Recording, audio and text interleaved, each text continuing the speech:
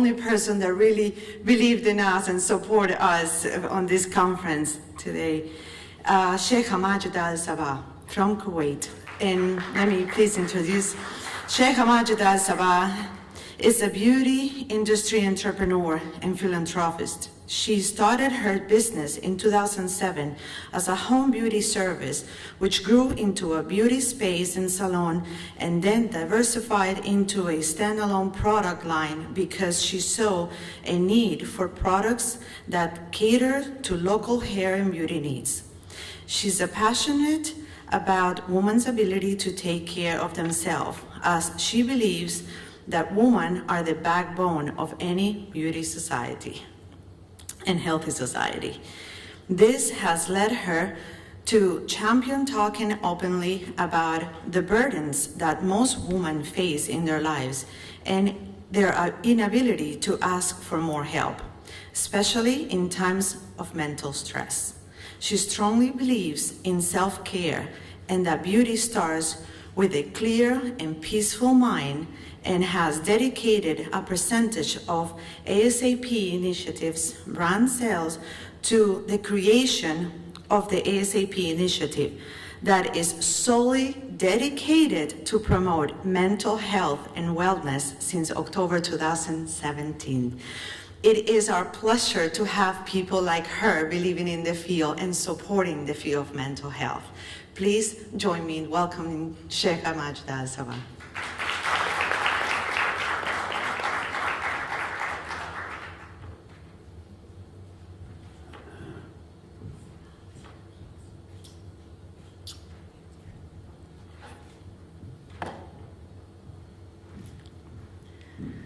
Ladies and gentlemen, wonderful doctors,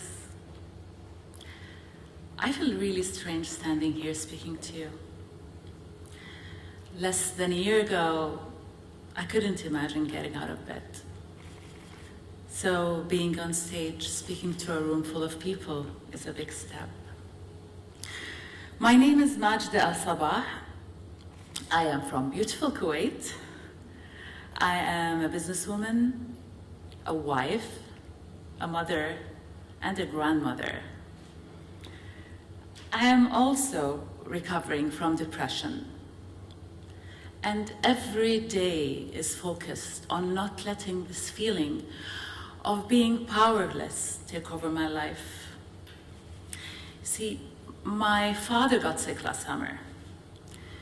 And in spending time with him in hospital, I felt helpless and scared and worried.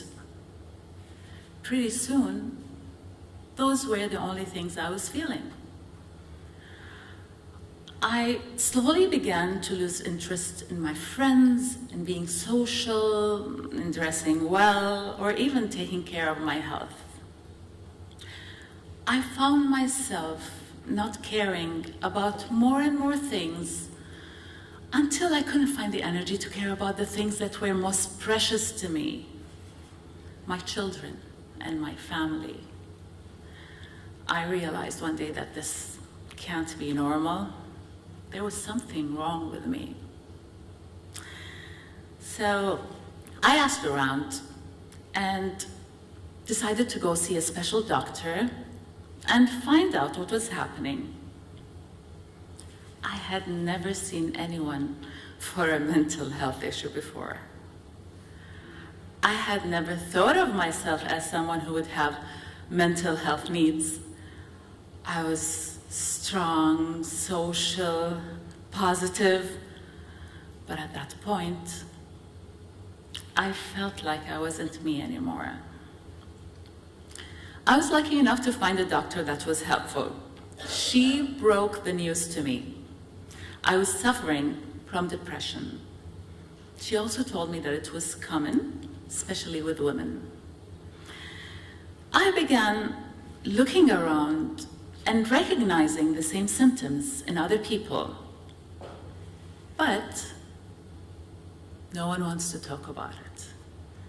They would avoid the subject, change it, reduce it to, Bismillah alayk, there's nothing wrong. That made me sad and angry. Why should people suffer in silence when treatment was available? Why should people feel ashamed of having mental health issues when they're so common? So, I began speaking about it more. I insisted on sharing my experience, even if it made people uncomfortable. I started to look for ways to get more people into this conversation, to make it less difficult, to make it normal. I suddenly felt myself caring again, almost excited again.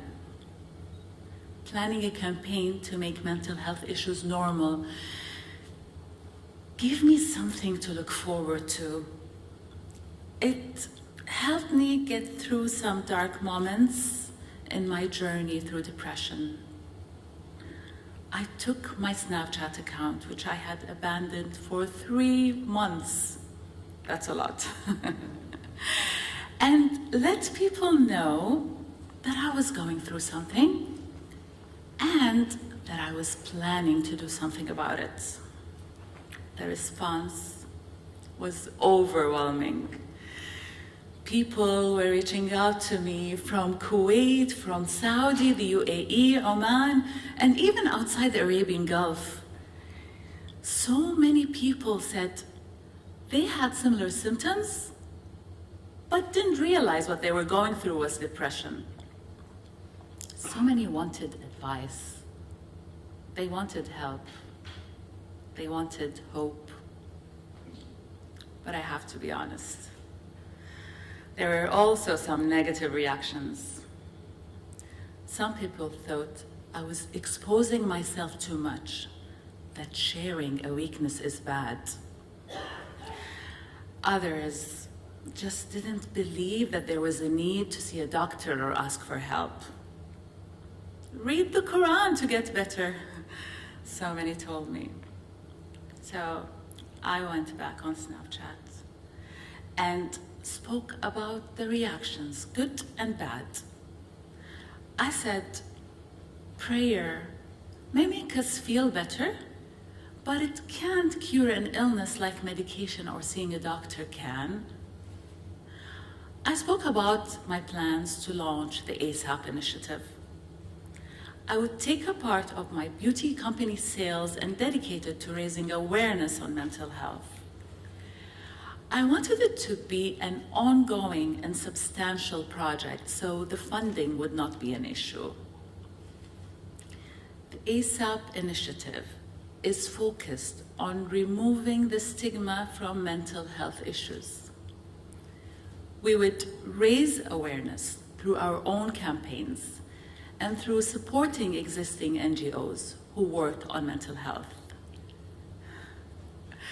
We would have a platform on our website that lists resources for those who need to see a doctor or have some questions they are too embarrassed to speak about it.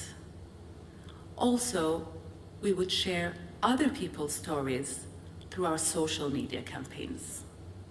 Our message is simple. You are not alone.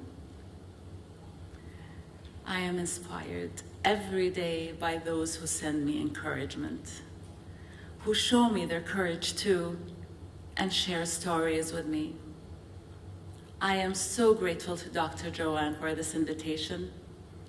I am so happy to be able to find something positive from this experience. And I want to thank you for listening to my story. Please spread the word on our initiative. And if you would like to be on our resources list, just send us an email. Thank you.